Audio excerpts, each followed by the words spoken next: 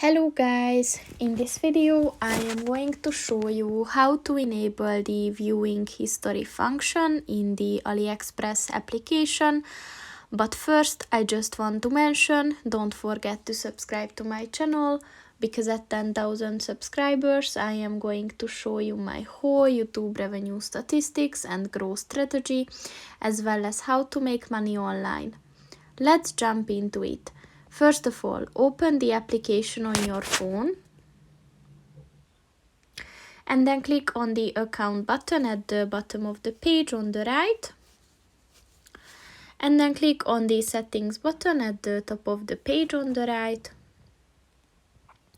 and then just click on the viewed button, and in order to enable it, just click on the white circle next to it, and once it turned red, this function is enabled. So that's pretty much it for this video, guys. See you in the next one. Goodbye.